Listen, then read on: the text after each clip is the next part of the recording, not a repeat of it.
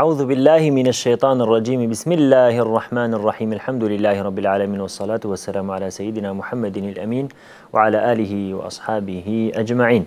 Allah'ın selamı, rahmeti, bereketi ve hidayeti siz değerli Rehber TV izleyicilerinin üzerine olsun. Aynı şekilde bizleri şu an radyolardan dinleyen kardeşlerimizin de üzerine olsun tabii ki. Yine yeni bir Fıkıh ve Hayat programıyla çok değerli İttihad-ül Ulema Yönetim Kurulu üyesi Molla Abdülkudüs Yalçın Seydam ile birlikte evlerinize misafir olduk.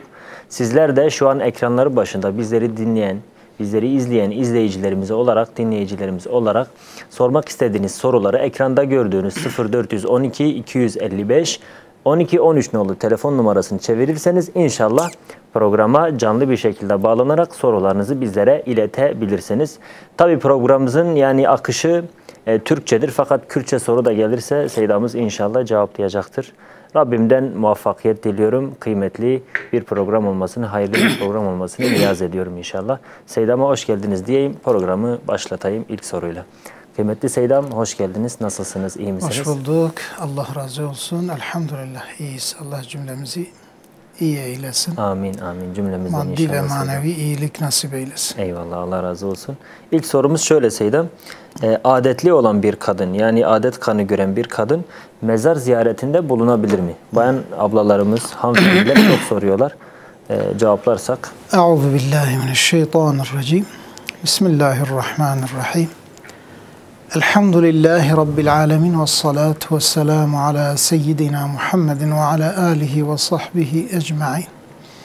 Rabbi şrahli sadri ve yessirli emri ve hlul uqdeten min lisani yefkahu kavli. Amin. Allah'ın selamı, rahmeti ve bereketi tüm izleyicilerimizin üzerine olsun ve bütün Müslüman kardeşlerimizin üzerine olsun. Evet, adetli bir kadın, yani adet kanı gören veyahut da lohusalı bir kadın üzerine haram olan şeyler birisi namaz kılmaktır. Bir de Kur'an-ı Kerim okumaktır. Kur'an-ı Kerim'e el sürmek veyahut taşımaktır. Mescide, camiye gitmektir. Tavaf yapmaktır. Bütün bunlar haramdır. Tabi bu haramların içinde mezar ziyareti yok. Dolayısıyla bir adetli bir kadın mezarı ziyaret edebilir. Ancak kadınların mezar ziyareti adabına uygun olmalı. Çok dikkat etmelidirler. Genç kadınların, genç bayanların tam tesettür içinde olmaları gerekir. Yani bol bir elbise giymeleri, vücut hatlarını göstermeyecek bir elbise göstermeleri, koku falan sürünmemeleri, yani böyle vücutlarına veyahut elbiselerine koku sürmemeleri gerekir. Giderlerse yani sadece diyelim ki ölümü hatırlamak niyetiyle mahremleriyle beraber veyahut da bir grup bayanla beraber gidip mezar ziyaretini yapabilirler ama orada tabi Fatiha okumazlar. Adet gören bir kadın tabi mezarı ziyaret edebilir, mezarlığa. Yalnız bir şey okumaz. Kur'an-ı Kerim'de bir şey okumaz. Dua edebilir. Mesela hani mezarların yanından geçerken yapılacak dua vardır. Allahümme Rabbe hâzihil ecsadil bâliye vel izâmin nehire diye başlayan bir dua vardır. O duayı okuması ve bir de selam veriyor. Esselamu aleyküm ve rahmetullahi ve berekatuhu dâra kavmi müminin. Bu duaları okuyabilir ve başka dua da yapabilir. Yalnız Kur'an-ı Kerim'den bir şey okuyamaz. Peki, Allah razı olsun. Galiba ilk telefonumuz hazır. Biz bağlanalım hemen. Diyarbakır'a bağlanıyoruz. Buyurun. Hoş geldiniz yayınımıza. Diyarbakır. Alo. Selamun aleyküm. Aleyküm selam ve rahmetullah. Keremkin ben gevetim. من جي تلفون قداريكن كلامكن تمام. يك هي لميجناك ودوي قرآن جيبناك قرآن خندي قرآن جيبناك شوايه تمام سوالا وهات فهمي adı doya قو يعني لميجناك اري ve baraşan zaruka halal haram. Tamam, eme pırsın inşallah. Vakidin sevali ve hebun. Hadi hatri ve emaneti Khudi. Ser sera ser çava amaneti Khudi bin Dava diyamin. seyda kedi. Khudi khira ve emaneti kabul ki. Aleyküm selam. Ser sera ser çava. Ser çava. Ağrı'dan da bir izleyicimiz var. Hemen oraya da bağlanalım. Buyurunuz Ağrı. Hoş geldiniz yayınımıza Ağrı. Hoş bulduk. Sizi dinliyorum. Buyurun. Merhaba hocam. Selamünaleyküm. Allah razı olsun. Teşekkürler. Sağ olun. Hocam ben rüyamı anlatmak istiyorum hocama. Tabii buyurun. Dinleyelim. Hocam 9 ay önce benim abim trafik kazası geçirdi, vefat etti. Allah rahmet eylesin inşallah. Allah razı olsun. Hocam bütün mal varlığını bana bırakmıştı. Evet.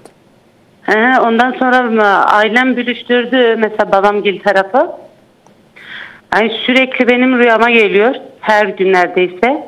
Babanız Babanız ne Efendim? yapıyor? Babanız ne yaptı anlamadım.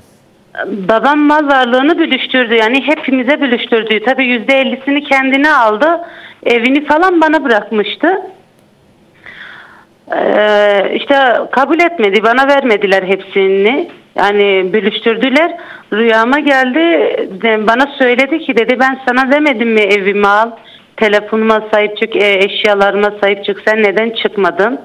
Yani sürekli hocam rüyama gelip anlatıyor bana bunu. Babanız mı abiniz mi?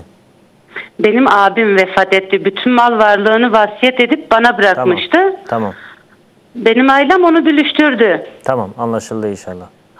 Evet hocam. İşte benim rüyama geliyor. Söyledi bana ben sana demedim mi evime sahip çık. Baba neden benim evimi sattı? Telefonumu niye kendine aldı? Sen neden benim eşyalarıma sahip çıkmadın diye bana sürekli söylüyordu. Yani bana bir şey mi anlatmak istiyor bilmiyorum anlamadım. Peki soralım inşallah. Tamam. Allah'a emanet razı olsun. olun. Selametle. Siz de selametle Allah. Şimdi izleyicimizin sorusunu aldık. İnşallah Seyda'mıza soracağız. Fakat normalde tekrarlayalım. Seyda'mız hani rüya tabirlerine yani normalde cevap vermiyor ama aramışlar. Biz inşallah soracağız yani tekrardan. Seydam yani e'avul kurmancı go yek heye limejnake Kur'an digel ku Kur'an xon diye Kur'an ji naxuyne. Go hükme viyat çiye eku Kur'an zanab xuyne alimiye libeli ana Kur'an naxuyne devi Kur'an venake limejnake. İnsana ki bir şekli hükme viyat çiye yani. Yani limeş de ditişki mezine. Beli Seydam. Yani limeş şartı İslami, rukne İslami.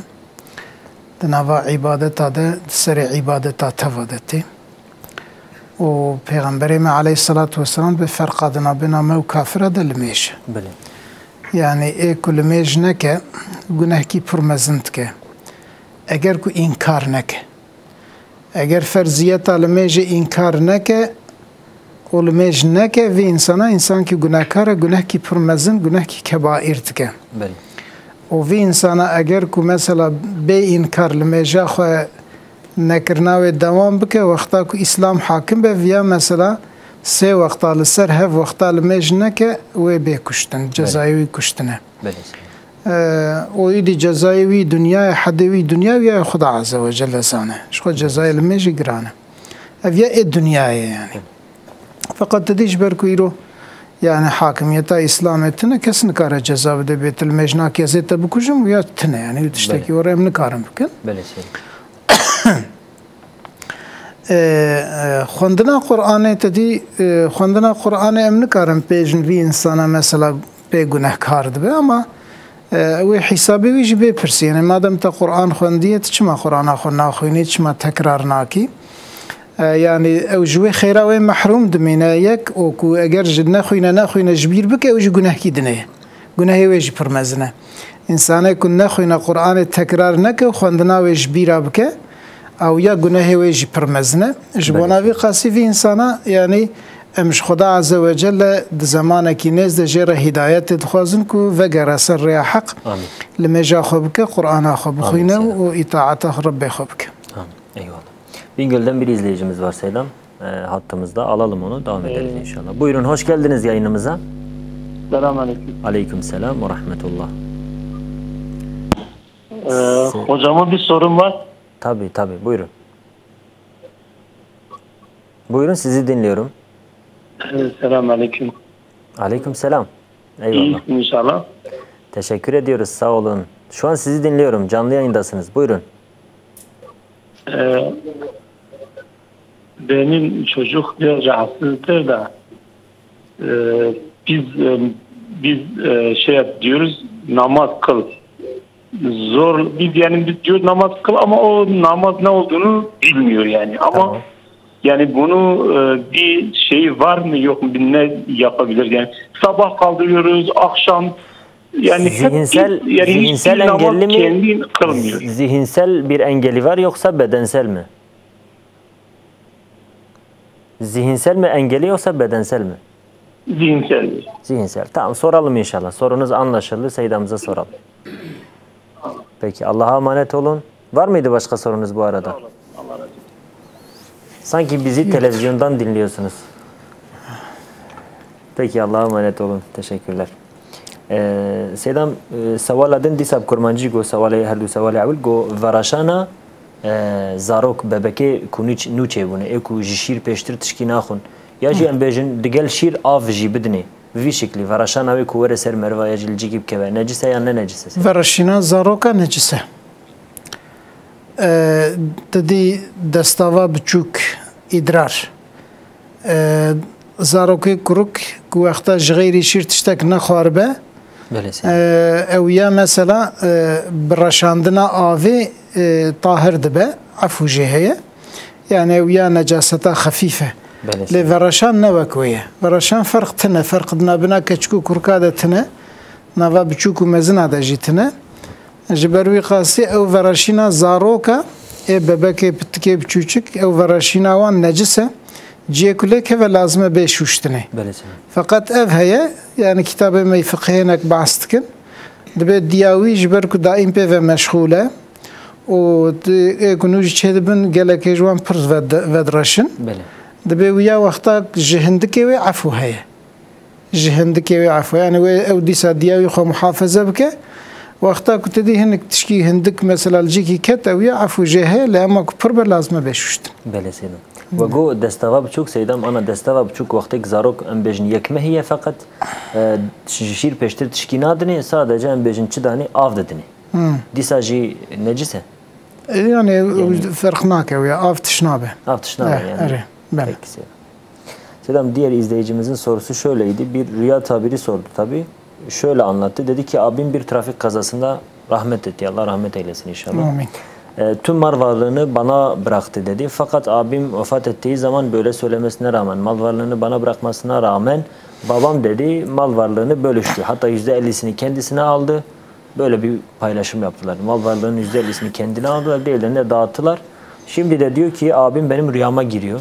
Evet. Ve sürekli bana diyor ki sen niye işte emanete bir nevi sahip çıkmadın? Niye ben sana o mal varlığını bıraktım da niye sen de onlara bıraktın yani?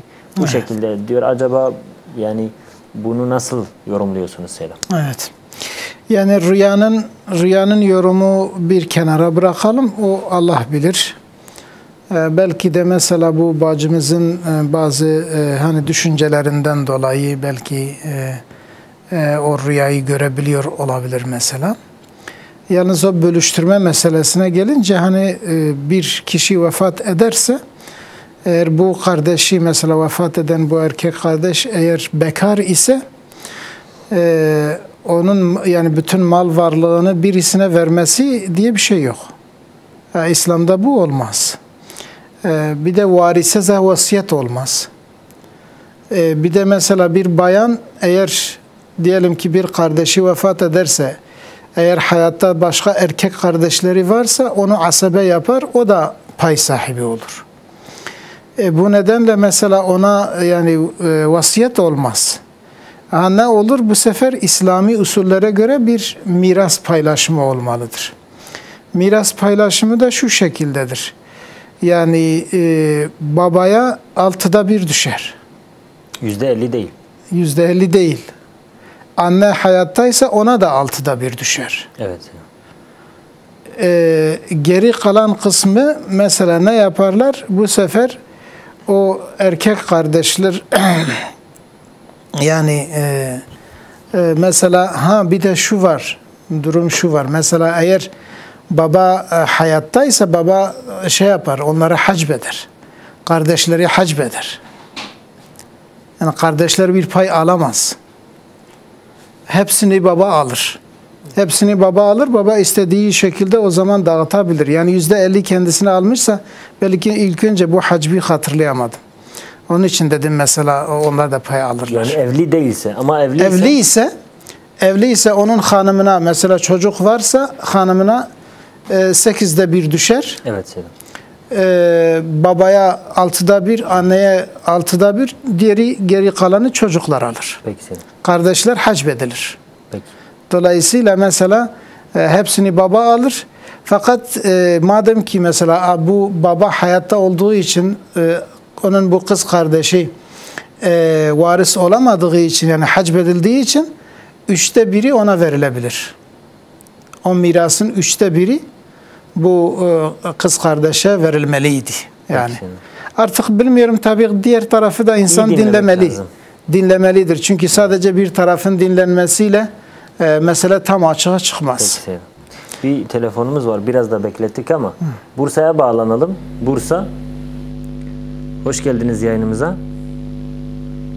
İyi Alo. akşamlar. Kusura bakmayın biraz da beklettik. Hoş geldiniz. Buyurun. Estağfurullah. Buyurun. Benim hocaya 2 tane sorum olacak. Alalım sorunuzu tabii. Bir Müslüman, yani ehli sünnet bir Müslüman, Evet. aklı dengesi yerinde olan sağlıklı bir Müslüman, Evet. laiklikle Müslüman, İslamiyet de laiklik. Tamam. Yani ben laikim. Dinden çıkar mı çıkmaz mı? Bir. Tamam. İkinci sorum da faiz. Bazı hurafalara göre, yani bazı alimlere göre diyor faiz, bir dirhem faizi yiyen bir insan 36 defa öz annesiyle Mekke mükerremede cinsel ilişkiye girmeyle eşdeğerdir. Bu doğru mudur, değil midir? Tamam. Bu ikisini Soralım. öğrenmek istiyorum. Peki soralım inşallah. Allah'a emanet İyi olun. akşamlar. Selametle kalın. Sizlere de iyi akşamlar efendim. Seyyidem, diğer sorumuz şöyleydi. Dedi ki abimiz, oğlum zihinsel engelli. Biz de ona diyoruz ki namaz kıl ve onu namaza alıştırmaya, sabah namazına da dahi kaldırıyoruz. Bizim Evet. yaptığımız doğru mudur? Ne yapmalıyız? Olması gereken nedir Seyyidem? Zihinsel engelliyse ona zaten namaz farz değil. Evet. Yani namaz farz olmadığı için ama eğer alıştırmak böyle yumuşaklıkla ama. Yani yumuşaklıkla eğer güzel böyle sadece bir nevi bir değişiklik olsun, bir şey olsun diye eğer söyleseler olur ama zihinsel bir yani zihni, akli dengesi yerinde olmayan bir insana namaz farz değildir, zorlamamaları gerekir. Evet, tamam Seyyidem. Peki. Bir telefonumuz daha var İstanbul'dan. Hoş geldiniz yayınımıza. Selamünaleyküm. Aleykümselam ve rahmetullah. Bir sorum olacak. Buyurun alalım sorunuzu. 3 tane sorum olacak. Bir de şöyle hocaya soracağım. Hoca ben kına yapıyorum. Mesela kına yapıyor.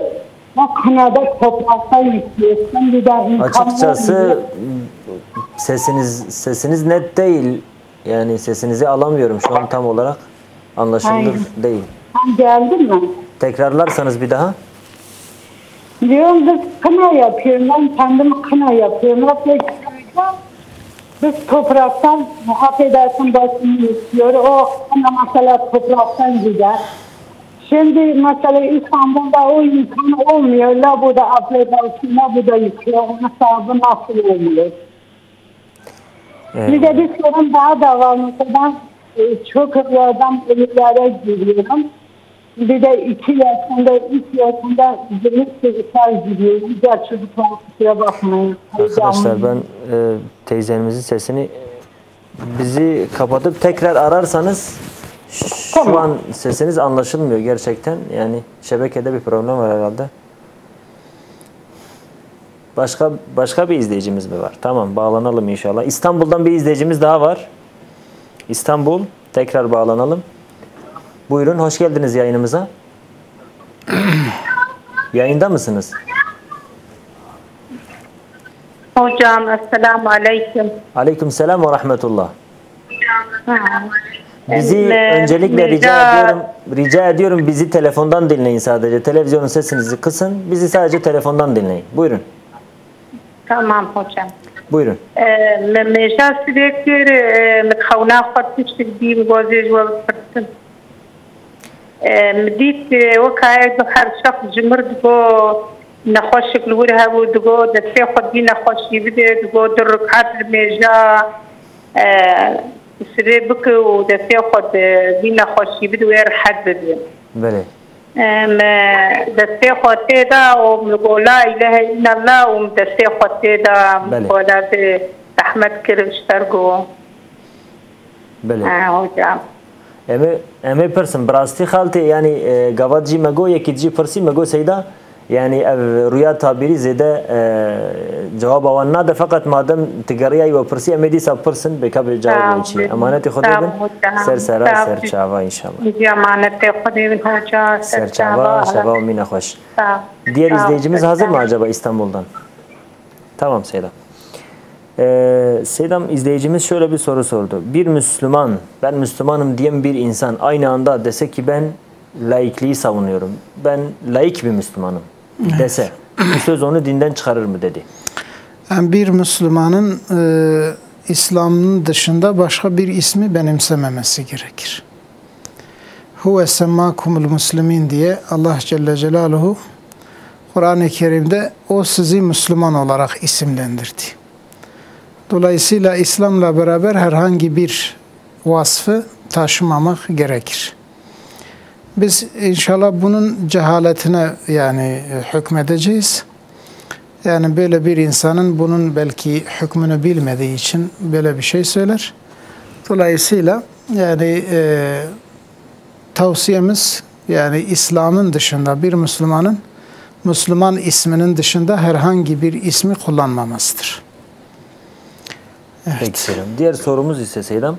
İzleyicimiz dedi ki faiz ile ilgili ben şöyle bir rivayet veya hadis diye nakledildi. Acaba gerçekten böyle bir hadis var mıdır?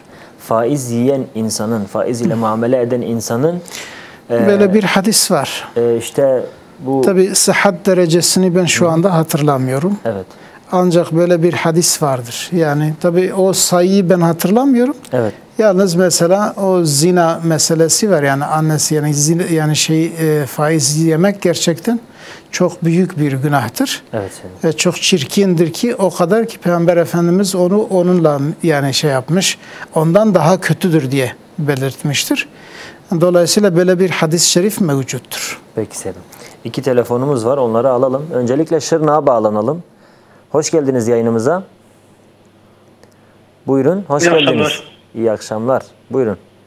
Bir sorum olacaktı. Buyurun. Baba oğlunun malını yiyebilir mi? Başka var mıydı sorunuz? Yok. Sadece. Tamam. Yani ya da kaç defaya kadar yiyebilir? Peki soralım inşallah. Allah'a emanet olun. Selametle kalın. Tamam, diğer izleyicimiz Batman'dan. Batman hoş geldiniz yayınımıza. Allah razı olsun. Selamun aleyküm hocam. Aleyküm selam ve rahmetullah. Buyurun. Hocam bizim bir şu bankadan emekli olan bir insan emeklisi direkt bankaya geliyor. Bu banka promosyonu nasıl yani onun için caiz midir değil midir? O insanın durumu da iyi değil yani. Tamam. Soralım inşallah. Tamam. Seydam'ıza soralım. Allah'a emanet olun. Sizlere de iyi akşamlar inşallah. Seydam izleyicimiz şöyle bir soru sordu. Kürtçe sordu. Kurmancı görseyda disa rüya tabiri hat. Artık bunu çava tabir tıkın. Go min nahoşaki ditiye nahoş biye. Tişte ku tabi müce fahm kır. Mi desti xoy var hasıl bsarxistiye. Ya ji gotiye bsarxayek. O pişra ev kes jimriye. Yani acaba tabira veya çiye? Onun çece fahm tıkın. Xuda Teala sana ancak bir xeyr be. Xeyran lana ve şerran li a'daina. ایک وی خونه هندیتی خدا عزوجل وی خونه جرا بگرینه خیر و که شر بجی شر دیساجی دشمن اسلام رج غیر مسلم عرب براف شر رهانی خدا تعالی متوجه عاقبت خراب muhafaza bük. Amin Seydam. Bir diğer izleyicimiz Seydam dedi ki baba oğlun parasını, malını, mülkünü yiyebilir mi ya da ne kadar yiyebilir? Yani baba hani eğer muhtaç ise zaten oğlu onun nafakasını vermek zorundadır. Evet. Mükelleftir.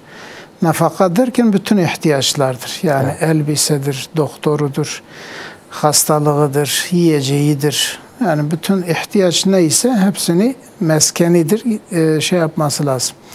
Eğer oğlun böyle bir imkanı varsa, babanın yoksa ve baba muhtaçsa baba tabii ki oğlunun yani malını bu ihtiyacı kadar alabilir.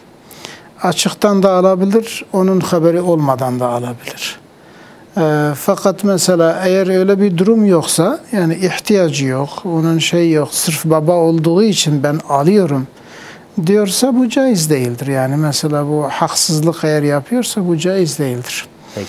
Yani baba yani böyle özellikle eğer zarar verecek durumdaysa, yani oğlu o paranın almasıyla eğer etkileniyorsa, yani olumsuz yönden etkileniyorsa o zaman alması caiz değildir. Peki. Şimdi de Adana'ya bağlanalım. Adana'dan bir izleyicimiz var galiba telefon hattımızda. Buyurun, hoş geldiniz yayınımıza. Hoş bulduk. Eyvallah. Buyurun. Benim bir sorum var hocama. Tabii. Ben 2 tane oğlum vardı. 2 oğluma adak adadım. 2 oğluma adak adadım. Tamam. 2 tane adamı kestim. Tamam. İkisini de kestim. Yazdı. Balkonumuzda da pöl yaptık, pöldük. Hepsini pöldük yani. 2 kurbanın ikisinde pay yaptık. Hanımefendi bizi öncelikle telefondan dinleseniz, televizyonunuzun sesi kısın.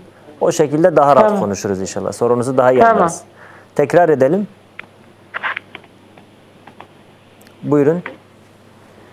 Şimdi ben 2 tane oğlum vardı. Tamam.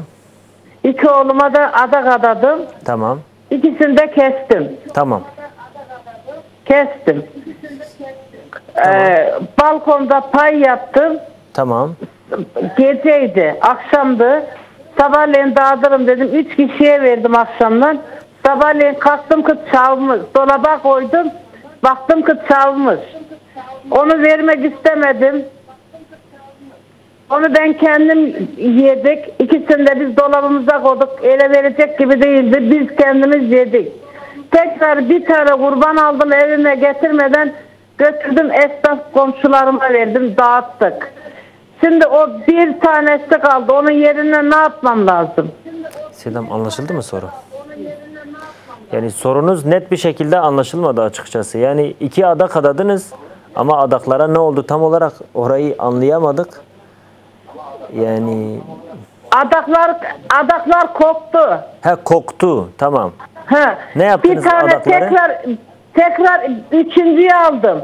Tamam. Dağıttım. Tamam, peki. Tekrar bir tane alıp tekrar dağıtmam mı lazım? Tamam. Soralım inşallah. Tamam, sorunuz anlaşıldı. Başka bir şey mi yapmam lazım? Peki, soralım inşallah. Allah'a emanet olun. Hayırlı geceler. Sağ ol. Allah razı olsun. Selametle kalın inşallah. Selametle. Diyarbakır'dan da bir izleyicimiz var. Buyurun, hoş geldiniz yayınımıza. Diyarbakır. Selamun aleyküm. Aleyküm selam ve rahmetullah. Evara var xeyr be. Ava xeyr tir sersera serçava. Emkanım bu kurmancı soruya saval kine. Çima tnikari kerem ke. Bu persamaj seyda bu ya mera her türbe sahaba. O tari diren türbe mera dibinin. Tamam. İjarj berdiyam meraj türbe sahaba salab peygamberimiz sallallahu aleyhi ve sellem rebbişine. Salab deherrin ya nar bir de diya ve kavuşir ki günah düşki diya da hey tüney. Tamam, ama pırsın inşallah. Sersera. Tamam, ibara ve yine bxeyr ve xeyr amaneti xadabın inşallah. Seydam, izleyicimiz dedi ki ben emekli promosyonu alıyorum. Emekliyim, promosyon yatıyor hesabıma. Durumum da iyi değil açıkçası. Benim o promosyonu kullanmam caiz midir? Promosyonu kullanmak caiz değildir. Ancak eğer mesela çok gerçekten mağduriyeti varsa, borçları varsa, yani ödemek zorunda kalıyorsa, ona yardımcı olacak herhangi bir kimse de bulunmuyorsa, yani bir nevi kendisi de zekata muhtaç bir insan ise, yani orada belki bir şey olur yani, bir yolu olabilir. Ama mesela biraz hafif bir sıkıntıdan dolayı ben işte durumum iyi değildir, promosyonu yiyebilir miyim? Hayır, yiyemez. Yani orada biraz sıkıntı da çekse. Çünkü faiz parasıdır. Faiz parasıdır. Peki Selim. Ama eğer Katılım Bankası'nın promosyonu olursa bu durum değişir mi Selim? Orada da bir şüphe vardır. O da net değildir. Fakat hani mağdur olan insanlar, gerçekten sıkıntılı çeken bir insan kullanabilir. Peki Selim. Şimdi izleyicimiz Adana'dan aradı, sorusunu sordu fakat biz yani anladığımızı söyleyelim. 2 adak adamış 2 oğlu için. Evet. Sonra bunları kesmişler. Anladığım kadarıyla balkona bırakmışlar. Kokmuş. Daha sonra gitmişler bunun yerine bir tane almışlar. Bir üçüncüsünü almışlar. Onu kesmişler. Yani o diğeri için ne yapılabilir yani? Eğer 2 tane adak adamışsa 2 adağını da vermek zorundadır. Eğer o kestikleri mesela kokmuşsa onlar geçersiz olur. Diyor ki biz onları yedik. Yani galiba biz tükettik dedi. Yani eğer biz gittik bunun yerine bir tane aldık dedi. Yani dağıtacak durumda değil idiyse mesela normalde hani adadıkları şeyden yememeleri gerekir. Evet. Fakat diyelim ki onu adak artık o koktuğu için bir nevi artık kimseye dağıtamayız diye düşünmüşse, evet. Ve onun yerine başka bir aynen o seviyede bir adak, yani aynı seviyede 2 tane adak yine kesmeleri lazım. Eğer bir tanesini vermişlerse zaten o bir tanesi yerine gelmiş yani. O diğeri de imkanı olduğu zaman onu da kesmeleri lazım. Peki. Ama etinden yiyemezler. Yok, etinden bir lokma dahi yiyemezler. Peki. 2 telefonumuz daha var. Bağlanalım hemen İstanbul'a. Buyurun, hoş geldiniz yayınımıza. İyi akşamlar. Az önce annem aramıştı da. Şimdi onun yerine ben konuşacağım. Tabii, buyurun. Şimdi annemin 2 tane sorusu var.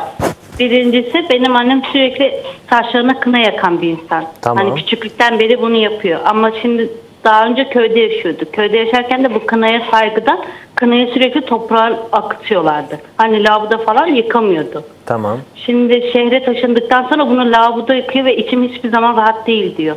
Anladım. Bunun bir günahı var mı? Tamam. Diğer sorunuz? Bir tane daha soru var.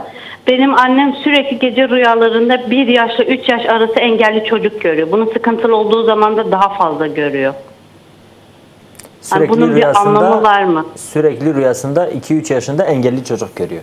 1 ile 3 arası bebeklerin engelli olduğunu görüyor sürekli. 2-3 arası yani derken saat olarak yani, mı söylüyorsunuz? Yaş olarak. Yaş olarak, tamam. Soralım inşallah. Yaş olarak. Soralım inşallah. Allah'a emanet teşekkür olun. ederim. Sağ olun. Selametle kalın inşallah. Bir de Antep'ten bir izleyicimiz var. Hoş geldiniz yayınımıza. Antep. Alo, hoş bulduk. Hayırlı akşamlar. Sağ olun. Sizlere de hayırlı akşamlar. Selamünaleyküm hocam. Aleyküm selam. Benim 2 sorum olacaktı. Alalım sorunuzu.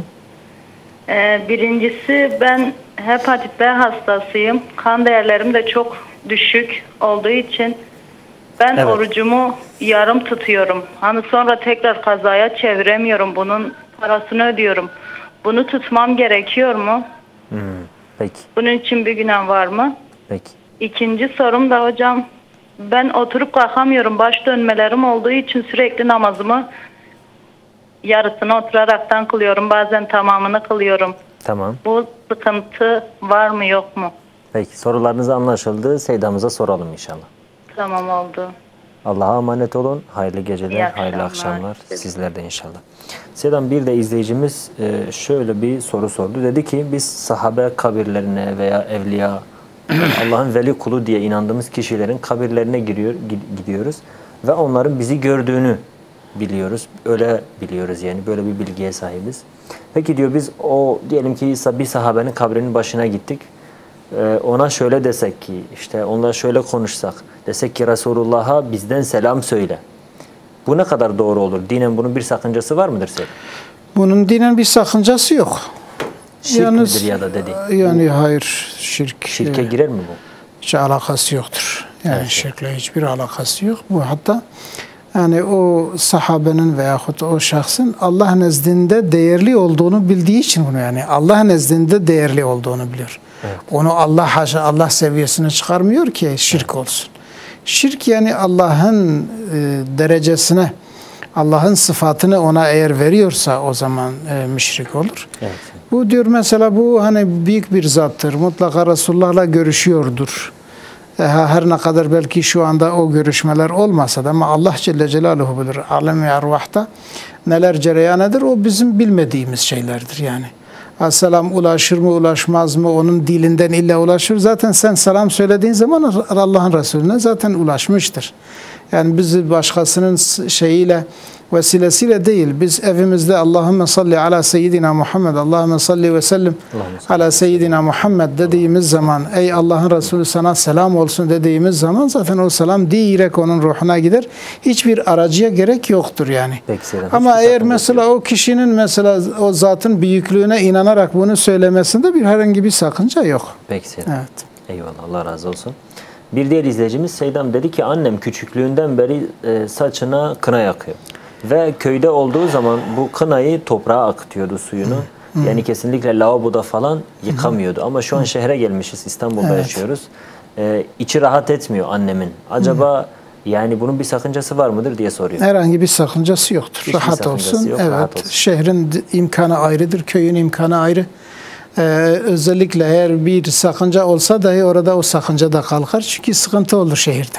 Aynen. Yani zaten sakınca yoktur. Maksat yani dedim, eğer varsa da köyde biraz daha şartlar belki uygundur ama şehirde değil. Yani sıkıntı olduğu zaman Allah Celle Celaluhu başka yolları bize mubah kılar. Tabii ki öyle. Peki toprağa akıtmak gibi bir durum, imkan varsa bunu yapması gerekiyor mu yani? Hayır. Böyle bir yani sünnet yok, var mı? Yok. Öyle bir şey yoktur. Yok. Yapılmasa daha iyidir hatta belki. Evet. Belki Seydam. Bir diğer sorusu ise yine bu annemizin. Dedi ki rüyasında 2-3 yaşında engelli çocuk görüyor Seydam. Rüyasında bu tarz rüyalar görüyor yani. Engelli çocuk görüyor. Bunun bir Allah hayır var eylesin. Allah hayır eylesin. Yani bizim rüya tabiriyle bir imkanımız olmadığı için, öyle bir ilmimiz de olmadığı için biz sadece dua ederiz. Allah hayır eylesin ve dua etsin. Eğer o rüyalardan mesela rahatsız oluyorsa, yani dua etsin, yatmadan önce bir Ayet-el Kürsi, İhlas, Felak, Nas sureleri ve bir de yatarken okunan bazı dualar var. Onu dua kitaplarından eğer öğrenebiliyorsa, o duaları okusa inşallah geçer, yani biraz daha rahat olur. Peki Seydam. Şimdi de Mardin'e bağlanacağız.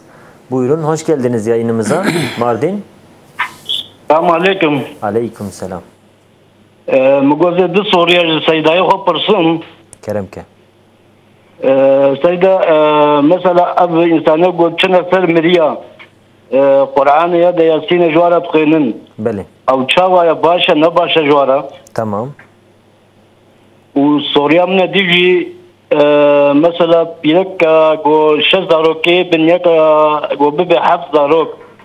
وبتشكل بحالة منينا أسكارب مثلا وهناك بأسقاطاتكم شاوايا باشا نباشا كن هي نينا. Tamam, ama yaparsın inşallah. Tamam böyle. Serçava amaneti Khudab'ın inşallah. Eyvallah. İstanbul'dan da bir izleyicimiz var. Hemen onu da alalım. Buyurun, hoş geldiniz yayınımıza. İyi akşamlar, kolay gelsin. Sağ olun. Sizlere de iyi akşamlar efendim. Hocama bir sorum olacak. Şafii mezhebine göre yatsı namazının sırasıyla kılınış şeklini tarif edebilir miyim? Şafii mezhebine göre. Yatsı namazının kılınış şekli. Evet. Peki, soralım inşallah. Tamam, oldu. Hayırlı akşamlar. Emanet olun. Selametle inşallah. Selam, izleyicimiz dedi ki ben hepatit B hastasıyım. Allah şifa versin inşallah. Amin. Dedi ki ben oruç tutamıyorum. Tutsam bile yarım gün tutabiliyorum. Yani hepatit B bir kan hastalığıdır. Ben işte yarım tutabiliyorum. Sonrasında da kazasını da açıkçası tutamıyorum yani bu hastalıktan dolayı. Bu durumda ben fidye veriyorum. Yani tutamadığım için bir günahı var mıdır? Yoksa illa kendimi zorlayıp tutmam mı gerekiyor? Evet, Allah hayırlı şifalar versin. Evet. Hastalıktan dolayı oruç tutamayan bir insana oruç farz değil, fidye vermek farz olur. Yani ona zaten baştan oruç farz değildir. Madem yani yarım gün tutabiliyorsa, yani yarım güne kadar mesela yemek içmekten kendini uzaklaştırabiliyorsa, ondan sonra artık sıkıntı oluyorsa oruç onun üzerine farz değil. Evet. Farz olmadığı için de ne yapar? Yani fidyesini verir ve hiçbir günahı, hiçbir mesuliyeti yoktur. Bir de dedi ben rahatsızlığımdan dolayı oturup kalkamıyorum Seydam. Evet. Böyle oturarak namaz kılıyorum ya da yarısını ayakta yarısını oturarak, bir sakıncası var mı? Yani kendini zorlamaz. Hasta olduğu için mesela eğer rahatsız oluyorsa namazlarını oturarak kılabilir ve bunun sevabından da eksilme olmaz ve günah da yoktur zaten. Tamam. Ama eğer bazen diyelim ki durumu iyi ise, kendini iyi hissediyorsa, kalkıp mesela tamamlıyorsa o daha iyidir. Peki Seydam. 2 telefonumuz daha var müsaadenizle, Evet. onları da alalım. Buyurun, hoş geldiniz yayınımıza. İstanbul. Hoş buldum, merhabalar. Benim de özüm. Eyvallah, buyurun. Şimdi erkeklere pardon, televizyon sesini isteyeyim. Erkeklere bildiğim kadarıyla altın haram diye biliyorum. Evlilik yüzüğünü acaba takmamızda bir sakınca var mı? Peki soralım inşallah. Soralım inşallah. Allah'a emanet olun. Var mıydı başka sorunuz? Yok, başka bir şey yok. Teşekkür ederim. Bizleri dinleyin, soralım inşallah. Tabii. Altın yüzük dediniz değil mi? Yanlış anlamadım. Aynen, altın Tamam. yüzük. Tamam. Başım gözüm üstüne. Soralım inşallah. Bir diğer izleyicimiz Mersin'den. Mersin, hoş geldiniz yayınımıza. Hoş gördük. Eyvallah. Ya Buyurun. benim kızım var maalesef %90 engelli, zihinsel engelli. Tamam. Namazını kılamıyorum, çok ızdırap ediyor diyor da illa hocama bir sor diyor. Acaba bana günah geliyor mu? Zihinsel engelli kızınız var. Kız mı Evet. diyor? Kız mı diyor Seydam'a Evet. sorun? Evet, namaz Tamam. kılamıyorum da öyle soruyor. Anne bana bir sor. Tamam. Hocamız bir şey söylese de yani inansa diye. Tamam, soralım inşallah. Bir de bankadan bu şey veriyorlar ya, banka emekli için. Ne veriyorlar? Benim de alasım vardı. Yani böyle hayvanlar için benim bir sürü kedilerim var. Onlara mama alacağım, acaba olur mu diyor. Bankadan mama almak için kredi mi? Hayır. Ha, promosyonu. Promosyonu bunun için mi kullanmak? Evet. Tamam. Soralım inşallah. Aynen, Allah'a emanet aynen. olun. Sağ ol. Selametle inşallah. Teşekkür ederim. Sedam izleyicimiz dedi ki ölülere Yasin okumak, Kur'an okumak ölü üzerine ne kadar doğrudur? Doğru mudur? Değil midir?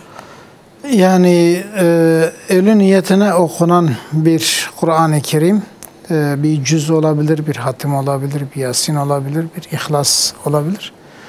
Onun niyetine okunursa ve onun ruhuna hediye edilirse Allah'ın izniyle ulaşır. Ondan istifade eder yani. Peki. Bunun bir zararı olmaz. Peki. Bir de izleyicimiz dedi ki 6 çocuğu olan bir kadın var. Bu ablamız dedi 7. yani çocuk için yani 7. çocuğu getirecek veya getirmeyecek neyse. Yani kısacası bu kadar çocuğu var, bu saatten sonra kordonlarını bağlatsa caiz olur mu diye soru soruyor. Eğer ciddi bir rahatsızlık varsa bağlatabilir. Mesela diyelim ki çok rahatsız oluyorsa bu hamilelik esnasında veya doğum esnasında ki zaten rahatsız olacak da ama hani bazen böyle aşırı derecede, çok aşırı derecede bir rahatsızlık varsa o zaman bağlatabilir. Fakat eğer böyle bir ciddi rahatsızlık yoksa sırf yani işte 6 tane olmuş artık yeter demek bu caiz olmaz. Ara verebilir, biraz ara verebilir. Diyelim ki hani üst üste bunlar olmuş böyle 1-2 yıl, 3 yıl bir ara verelim. Bunu yaparsa olur. Bu caizdir ama diğeri caiz olmaz. Peki Seydam. Allah razı olsun. Değerli izleyiciler, şimdi reklam arası. İnşallah reklamlardan sonra tekrar buradayız. Birkaç sorumuz var. Onları reklamdan sonra alacağız inşallah.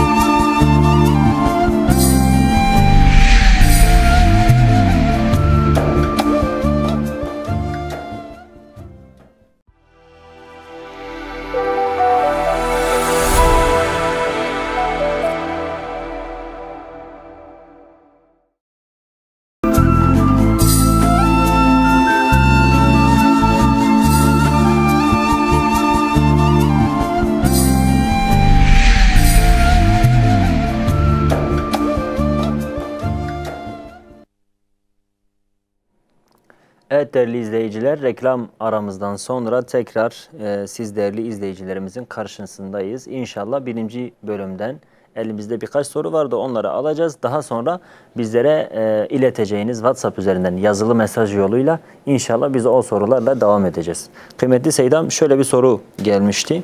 Demişti ki izleyicimiz, Şafii mezhebine göre yatsı namazı nasıl kılınır? Ne şekilde kılsak daha doğru kılarız sünnetleri, farzı? Buyurun. Bismillahirrahmanirrahim. Evet, yatsı namazı zaten yatsı ezanın okunmasıyla yatsı ezanın bitmesiyle kâmet getirilir. Kâmetten sonra 4 rekat farz namaza evet. niyet edilir. 4 rekat farz namaz kılınır. Ondan sonra tesbihatı yapılır. Eğer ezbere biliniyorsa tesbihattan sonra Tebareke suresi okumak sünnettir. Veyahut da Amener Resulü'yü okumak. Ondan sonra da 2 rekat ravatib sünneti, 3 rekat da vitr sünneti kılınır. Peki. Şafii mezhebine göre tabii vitir üst üste mi kılınır yoksa 2 artı 1 mi? Yani 2 üst üste kılabilir fakat 2 rekatı kılıp selam verse sonra 1 rekatı ayrı kılsa daha iyidir. Peki selam. Allah razı olsun. Bir de şöyle bir şey daha var. Bunu da ekleyeyim açıkçası. Yatsı namazını mesela geçen ben böyle bir olayla karşılaştım. Örneğin bir kardeş yanımızdaydı. Ezan okundu. Dedim hadi camiye gidelim. O dedi ki yatsı namazını geç kılmak daha hayırlıdır. Dedi ben eve gideceğim. Annemle babamla birlikte kılacağım. Geç kılacağım. Ben böyle biliyorum. Öyle değil. Yani bu duruma ne diyorsunuz Selam? Yok hayır, durum böyle değildir. Nasıl Selam? Yani namazla ezanla birlikte kılınması daha evladır. En hayırlı vakit orasıdır. Bazen Resulullah Aleyhisselatü Vesselam geciktirmiş bazı sebeplerden dolayıdır. Yani o zaman hayırlıdır demek değil. Peki. Şu var. Mesela diyelim ki biraz geciktirirsen daha çok cemaat toplanır, daha çok insanlar gelir. Eğer o niyetle olsa tamam. O da mesela hani geç vakitte kılındığı için değil. Yani bazıları bu şekilde söylemiş ama sahih olanı, doğru olanı ilk vakitte kılınmasıdır. Evet Seydam, Allah razı olsun inşallah. Seydam, izleyicimiz dedi ki yani erkeklerin altın kullanmaları caiz değil. Bunu biliyoruz. Fakat dedi evlilik yüzüğü takmak, altın evlilik yüzüğü, nişan yüzüğü neyse caiz olur mu dedi. Fark etmez. Altın altındır. Yani altın nişan yüzüğü olarak gümüş kullansın. Değil mi? Evet, gümüş caizdir, sünnettir. Peygamber Efendimiz fetva vermiş. Ne eksiği var? Mesela altın işi kadın işidir. Bir erkeğin kadın seviyesine kendini o şekilde göstermesi doğru olmaz, caiz olmaz. Maalesef örfümüzde bu çok yaygın, ondan dolayı soruluyor Seydam. Yani örfümüz diyoruz da fakat farkına varmadan aslında ecnebi örfüdür de yani içimize girmiş belki bilmediğimizden dolayı, cehaletimizden dolayı sanki bu örfümüzdür gibi görünüyor. Birçok şey öyle olmuş. Mesela şimdi gelinlik desen örfümüz olmuş. Aynen. Halbuki İngiliz örfüdür. Yabancıların örfüdür. Eyvallah Seydam, Allah razı olsun. Bir diğer izleyicimiz dedi ki şu an zihinsel engelli dedi çocuğum, kız çocuğum dedi yanımda. Dedi bana diyor ki Seyda'ya sor diyor. Ben namaz kılmak istiyorum. Namaz kılabilir miyim? Namaz kılsam sevabı var mıdır? Kız çocuğu da engelli, zihinsel engelli. Anladığım kadarıyla biraz da zorlanıyor aslında namaz kılmakta ama yine de namaz kılmak istiyor. Seyda'mız bu kız evladım belki de şu an bizi dinliyor Seyda. Evet. Evet. Rabbim hayırlı şifalar nasip eylesin. Allah için kolaydır. O engelliliği götürsün, izale etsin. İnşallah. Fakat yani mükellef değil. Fakat istiyorsa elbette ki sevabı vardır. Ya hiçbir şey boşuna gitmez. Eğer annesi ona yardımcı olacaksa kılabildiği kadar, ne kadar kılabiliyorsa ona yardımcı olsa elbette ki her iki taraf için de sevap vardır. Fakat yani mükellef değildir. Peki. Evet. Son sorumuz Selam. Dedi ki izleyicimiz bankadan bize verilen promosyon parasını, benim kedilerim var dedi 10-11 tane. Ben o kedilere mama alsam dedi. O kedilerin bakımları için o promosyonu kullansam caiz olur mu dedi Seydam. Yani ondan daha belki de hani kedi şey yapmak belki de sevaptır da elbette ki. Yani hayvanlara şefkat, merhamet beslemek. O şeydir. Kullanabilir orada ama daha iyisi yani fakir Müslümanlara harcasa veyahut da cami gibi bir sadakayı cariyeye verse. Daha iyi olur. Tabii oraya da verebilir. Ama caizdir. Evet. Peki Selam. Allah razı olsun. Hemen hazırsa sorularımızı alalım inşallah. Birinci sorumuz gelsin. Hazırsa gelsin hemen. Seydam, izleyicimiz diyor ki resmi nikah dini nikahın yerine geçer mi diyor. Yani Şafii mezhebine göre günümüzdeki resmi nikah şeyin yerine geçmez Şafii mezhebine göre ama Hanefi mezhebine göre girer. Yani Hanefi mezhebi çünkü kabul meselesidir. Onun için zaten Şafiler genellikle önce dini nikahı kıyıyorlar, daha sonra resmi nikah. Evet. Diğer sorumuz gelsin, alalım. Eşimin babasının evinde kalıyorum, engelli görümceme bakıyorum, kaynanam bana çok zulmediyor. Aynı eve, ayrı eve çıkmamda dinen bir sakınca olur mu demiş Seydam izleyicimiz. Anlamadım. Ayrı eve çıkmak istiyor. Eşimin babasının evinde kalıyorum. Evet. Engelli bir tane görümcem var. Ona da bakıyorum ama diyor kaynanam bana çok zulmediyor. Onun için ayrı eve çıkmak istiyorum. Benim bir sakıncası var mı Seydam? Yok yani hani onun anlattığına göre ise sıkıntı bir şey. Normalde de yani ayrı eve çıkmasında bir sakınca var mı? Yani ayrı, hayır. Bir anlaşmadır. Bu bir mesela onun kocası istese eğer beraber anlaşıp çıkabilirler. Burada bir sakınca yok. Yani normalde de öyle bir hakkı yok mu Seydam? Hani yeni evlenen birisinin ayrı ev veya en azından... Şimdi koca burada önemlidir de. Evet. Yani koca nerede kalacak? Eğer koca dese ki ben babamla beraber kalmak istiyorum, benim odam burasıdır dese mecburen eşi de orada kalacak. Evet. Ama mesela hani daha rahat olmaları açısından ayrı bir evde olmaları daha tabii daha uygun olur. Evet. Peki. Diğer sorumuz gelsin o zaman. Seydam diyor ki 3 çocuğum var, 4. de olsun istiyorum ama zaman çok kötü, korkuyorum. Çocuklarımızı iyi yetiştirmeye gücümüz yetmiyor. Evler, sokaklar, her yer çok tehlikeli. Bunları düşünerek vazgeçiyorum. Ne yapmalıyım yani? Yani düşüncesi güzeldi ama bu düşünceden dolayı çocuk engellemek iyi değildir. Yani hidayet Allah'tandır. Bir bakarsın ki o engellemek istediğin hepsinden daha çok yani doğru bir insan çıktı. Belki de alim olabilir. Yani doğrudur. Yani zaman da yani fitne epeyce şey yapılmış. Fakat madem ki bu düşünceniz var, daha çocukken, küçükken onları güzel yetiştirmeye çalışırsan medreselere göndersin. Medreselerimiz vardır. Elhamdülillah Kur'an kurslarımız vardır. Alimlerimiz vardır. Yani iyi yerler de çoktur. Evet. Biz arasak buluruz. İnşallah. Evet. Diğer sorumuz gelsin. Seydam, borsadan şirket hissesi alıp satmak caiz midir? Yani o şirkete bakılır. Yine borsayı biz tavsiye etmiyoruz ala kulli hal. Girmemek ala kulli hal daha iyi, daha selametli bir yoldur. Evet. Fakat haramdır demiyoruz. Haramlığı ancak o alışverişin yapılacağı şeye bakılır. Yani eğer o şirket mesela faize bulaşacak bir şirket değilse, normal alışveriş yapıyorsa, aldığı, sattığı maddeler haram değilse bir sakıncası yok. Peki. Diğer sorumuz gelsin. İslam'da ölülerin 3 günlüğü veya 40 günlüğü diye bir şey var mıdır Seydam? Yani biz böyle bir şey rastlamadık. Bilmiyoruz da. Yani normalde hani ölüler için ne zaman sadaka versen inşallah ruhlarına ulaşır. Ne zaman zikretsen, dua etsen inşallah onların ruhlarına ulaşır. İnşallah. Diğer sorumuz. Eşlerin arasını düzeltmek için yalan yere Kur'an-ı Kerim'e el basmak günah mıdır Seydam? Yani o kadar değil. Yani Kur'an-ı Kerim'e el basmak. Fakat hani sulh için yalan söylenebilir. Evet, fakat ama Kur'an'a el bassa? Yani o Kur'an-ı Kerim'e el basmak yani belki inşallah onun da fetvası olur da sırf eğer o kadar o dereceye gelmişse yani başka bir türlü imkan yoksa sırf maslahat içinse inşallah zarar olmaz ama mümkün mertebe o dereceye getirmemek lazım. Peki. Diğer sorumuz. Seydam, engelli kişilerin şefaat yetkisi var mıdır?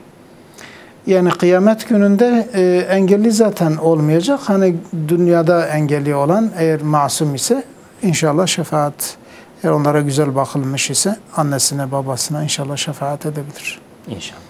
Diğer sorumuz. Düğünlerde Allah ve peygamber ismi geçiyorsa oynamak caiz olur mu?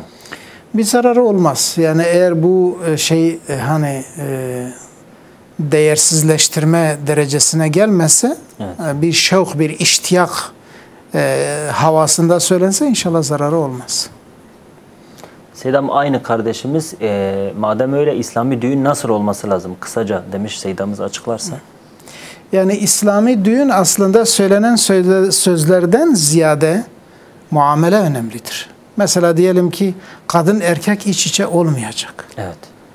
Kadınların yeri ayrı, erkeklerin yeri ayrı olacak. Mümkün mertebe kadınların mesela zılgıt atmaları, ondan sonra kendi aralarında diyelim ki bazı hani düğün için bazı şeyler söylüyorsa onların seslerinin erkeklere gitmemeleri, yani tamamen birbirlerinden ayrı olmaları. O bir. İkincisi mesela diyelim ki hani bazen biz görüyoruz ki damat olduğu için bir kravat takmış. Veyahut da sakal bıyık tıraş etmiş. Veyahut da ne bileyim o Avrupalıların taktığı kravat yerine geçen başka onu takıyor mesela. Evet. Veyahut gidip mesela gelinin yanında oturup fotoğraf çekiyor. Veyahut birbirine pasta ikram ediyorlar. Tabii ben bütün şeylerini bilmiyorum da ben bildiklerimi söylüyorum. Yani bütün bunları yapmaması lazım. Yani kendi edebinde, hayasında, erkekler tarafında olur. Gerekirse evet oyuna katılabilir. Gelin de diğer tarafta kadınlar arasında olur ve İslami bir kıyafet. Yani hani mesela bu kuafördür ve bilmem makyajdır ve bu gelinliktir ve işte dış çekimlerdir ne bilmem, yani bütün bu şeyleri yapmasa İslami düğün budur. Yani ille de ilahi söylemek şart değildir. Yani söylenen şeylerde hatta diyelim ki böyle sevgi şeyleri söyleyebilirler. Yani içinde hiç Allah kelimesi geçmese de yani yeter ki İslam'a muhalif bir şey muhalif değilsin mesela, böyle ne bileyim yani ferah şeylerin söylenmesi olabilir ki Peygamber Efendimiz dahi bunu söylemiş. Yani o zaman düğün yapılınca hani etake diye bir şey varmış. Yani öyle bir kadınların kendi aralarında söylediği bir şey var. Diyor bunu söylen yani böyle bir şey olsun. Bir şenlik olsun yani. Evet. Yani bunları söyleyebilirler. Önemli olan o muamelelerdir. Şu anda ise mesela biz bazı İslami diye geçen düğünlere gidiyoruz. Bazen görüyoruz adı İslam'dır ama evet o dediğiniz Allah kelimeleri de geçiyor şeylerinde. Fakat diğer muamelelerin hepsi de İslam ile alakası yok. Peki Selam. Allah sonumuzu hayır etsin. Allah sizden de razı olsun. Allah sonumuzu da hayır etsin. Devam edelim biz diğer sorumuzla. Seydam, kadınların saç boyatması günah mıdır demiş. Yani kısaca. Bir evli bir bayanın sırf kendi kocası için saçını boyatmasında bir sakınca yok. Hangi rengi şey yapıyorsa kullanabilir. Evet, dolayısıyla fakat eğer o saç rengini, eğer saçı dışarıda açık ise o haramdır. Peki. Diğer sorumuz gelsin. Bir kadının sadece kadınların bulunduğu ortama açık bir şekilde girmesi caiz midir? Edebe muhaliftir. Biz bazen duyuyoruz. Yani bazıları özellikle hatta Müslüman olarak kendini hatta böyle göstermeye çalışan bazı insanlar diyor ki mesela iç kıyafetli bakıyoruz ki kolsuz, işte bilmem çok dar ve şeffaf elbiseler, saçlar açık. Niye bu şekilde giyiniyorsunuz diyor. Kimse, erkek bizi görmüyor. Yani erkek seni görmese o şekilde mi yan yana oturacaksınız? Sizin birbirinizden haya etmeniz lazım. Dolayısıyla İslami hayaya, İslami edebe uygun değilse bu da caiz değildir. Yani kendilerini bu şekilde kandırmasınlar. Onlar tamamen böyle gayrimüslimlerin kıyafetini giyiyor. Sırf içeridedir diye yani diyor bu caiz, yani bana caizdir. Hayır, öyle bir şey yok. Kendini kandırmasın, kimseyi de kandırmasın. Yani eğer sen gayrimüslimlerin giydikleri o kıyafeti içeride kadınlarla beraber giyersen sen yine haram işliyorsun. Çünkü men teşebbehe bi kavmin fehuve minhum, yani kendini başkalarına benzetiyorsun. Eğer sen sadece erkeğinle oluyorsun, o zaten nasıl giyinirsin giyinirsin. Eğer sırf mesela diyelim ki kocanla, eşinle yani oluyorsun. ölçüsü nasıl olmalı? Kadınların kadınlara karşı avretleri, ondan sonra giyinmeleri nasıl olmalı? Yani yine mesela bir teşbih olmayacak. Gayrimüslimlerin kıyafetleri olmayacak. Yine baş kapalı olacak. başını kapatacak. Ama mesela rahat olacak. Yani diyelim ki erkeklerin yanında diyelim ki ayağını uzatamaz veyahut da ne bileyim yani kolunu kaldıramaz. Onu rahatlıkla yapabilir yani. Bir kadın diğer başka yabancı bir kadının yanında başını açamaz mı Seydam? Başını açabilir. Haram değil. He. Yani illa haram değilse ben bunu yaparım diye bir kayda yok. Açmaması daha edeb Tabii yani bir İslami bir adab vardır. Peki evet. Seydam çok sorumuz var, biz alalım hemen. Evet buyurun. Kısaca cevaplayalım. Ferraca altına görünmeyecek şekilde pantolon giymek caiz olur mu demiş Seydam, kısaca. Neden giyiyorsunuz? Biz de bunu soralım. Niye illa pantolon, ferraca altında bir pantolon? Yani bu bir özentidir. Ben bunu şuna benzetiyorum. Hazreti Musa Aleyhisselam yani Benu İsrail'i Firavun'dan kurtardı. Böyle şeyden çıkınca, Mısır'dan çıkınca, bu mesele biraz şeydir, onun için ben üzerinde durmak istiyorum. Yani Mısır'dan kurtarınca denizden onları geçirdi. Allah onlara denizi açtı. Oradan geçtiler. Putperest bir kavme rastladılar. Onlara özendiler. Bizim için de bir put ya bir ilah yap diye Hazreti Musa'ya şey yaptılar. Bizimkiler de böyle yapıyor. Yani öyle bir pantolon giyecek, bir put giyecek yani. Ferracanın altında bir put istiyor. Yani senin ferracan var ya, senin Allah'ın vardır. Sen ne diye bu mesela bu müşriklere özeniyorsun? İlla bir pantolon mu giymen ama o niyetle giymese diyelim normal. O niyetle giymese de o benzetmedir. Yani kesinlikle bunun fetvası olmaz. Hiç kimse görmese de haramdır. Çünkü kendi nefsini tatmin etmeye çalışıyor. Evet. Bu doğru değildir. Peki Seydam. Evet. Devam edelim inşallah. Biz diğer sorularımızı alalım. Seydam demiş ki kadının eniştesinin veya kaynının yanına normal ev elbisesiyle çıkıp muhabbet etmesi caiz olur mu demiş.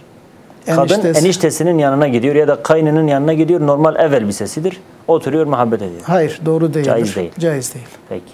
Diğer sorumuz gelsin. Hemen alalım. Kur'an-ı Kerim'de geçen ahsen-i takvim ifadesi ne anlama geliyor Seydam? Kısaca. Şimdi ahsen-i takvim çok bir açıklama gerektiren bir durumdur ama biz kısaca şöyle yapalım. Hani şekil itibariyle çok güzel yaratmış. Yetenek itibariyle çok güzel yaratmış. Diyelim ki mesela hani lataife gaybiye dediğimiz o iç mesela incelikler var. Hani mesela tefekkürdür, hayaldir, düşüncedir. Yani bütün bunları vermiş. Konuşma kabiliyetidir. Yani bütün bunlar ahsen-i takvime giriyor. En güzel kıvam yani. Evet. En güzel kıvam. Yani hangi yönden bakarsan şeydir. Mesela bir insan hiçbir zaman başka bir hayvanla şeklini değiştirmek istemez. Aynen. Evet. Peki. Bir kuş dahi olsa istemez. Hani kuş uçuyor ya. Evet. Bu dese ki mesela sen ebediyen kuş olacaksın, istemez. Evet. Yani biraz göreceli ama. Evet. Peki benim kanaatimce öyledir. Yani olabilir belki hani değişik insanlar, mesela biz galibiyete göre konuşuyoruz. Doğrudur Seydam. Evet. Peki Seydam. Diğer sorumuz, Seydam izleyicimiz diyor ki yarışmadan kazanılan para caiz olur mu? Bir yarışmaya girdik diyelim ki, bilgi yarışması yarışmaya olsun. Bağlıdır. Bilgi yarışması olsun Seydam. Evet. Para kazandık. Üçüncü kişiden ise caizdir. Mesela devlet ama kim kazansa o verecek, kaybeden verecek. O haramdır. O haramdır. Peki Seydam. Diğer sorumuz gelsin.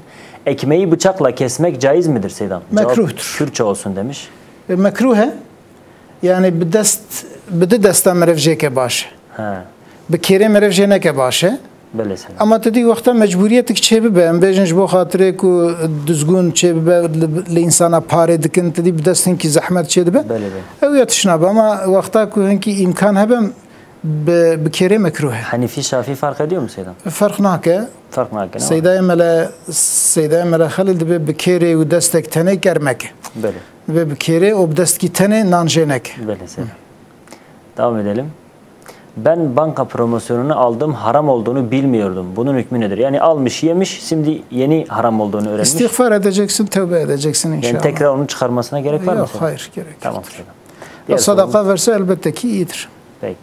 Diğer sorumuz, tesettürlü bir kadının araç kullanması caiz mi? İslam'da yeri nedir Selam? Bu bir sakıncası yoktur. Yani eğer aracı kullandığı zaman tesettürünü muhafaza ediyorsa kullanabilir. Hiçbir sakıncası yok. Bunda bir sakınca. Yani bir ata binme gibi bir şey diyelim. Günümüzün atıdır diyelim. Eskiden sahabe annelerimiz evet. biniyorlardı yani. Evet. Burada bir sakınca olmaz inşallah. Diğer sorumuz gelsin. Yüz için eşek sütü sabunu kullanıyoruz ve iyi geliyor. Fıkhi açıdan bir sakıncası var mıdır Seyyid? Yani o necistir. Sonradan iyice yıkamaları lazım. Yani caiz midir Seyyid kullanmaları? Necis bir şeyle yüzlerini temizlemeleri. Bir şey olmaz. Yani eğer sonradan hani o yıkama olursa yıkıyorlar. Madem ki ilaçtır başka yani şey. İlaç değil Seyyid, daha çok sanki güzellik olarak yüzü güzelleştiriyor. He. O niyetle yani. Yani o da mesela hani o güzelliği eğer başka gayri mahremlere göstermiyorsa sakıncası yok. Peki. Yani sırf onu kullanmak zararı yok. Çünkü bir yiyecek olarak değil. Dış kullanmadır. Dışta mesela diyelim ki hani tabaklamayı da biz güvercin pisliğiyle yapılır diye fıkıh kitaplarımız söylüyor. Onunla temizleniyor çünkü. Aynen. Diyor ki mesela tabaklamadan sonra o şey necis bir elbise gibidir. Peki. Onu suyla yıkadıktan sonra temiz olur, tahir olur. Diğer sorumuz gelsin hemen. İnsan ölünce ruh nereye gider Seydam? Ne yapar? Ama cevap Kürtçe olsun demiş. Seydam fakat zamanime per hindik maya ama Kürt cevap ayırdım. Yani me beşin xode zane şu vakta insana ki ku insanı qanç ber ruhi vidçe cenneti ya bahçe ki cenneti insanı xarab ber ruhi vidçe keve kortala agir. Yani Seydam Allah sizden razı olsun. Süremiz doldu. Süremizi bitirdik. Son olarak söylemek istediğiniz bir şey var mı? Rabbim hepimize hayırlı akıbetler ihsan eylesin. Ayağımızı hakta sabit kılsın. Zamanın fitnesinden bizi muhafaza etsin. Amin Seydam. Allah sizden de razı olsun. Çok istifade ettik. Rabbim ömrünüze bereket koysun inşallah. Değerli izleyiciler, bu haftada programımızın sonuna geldik.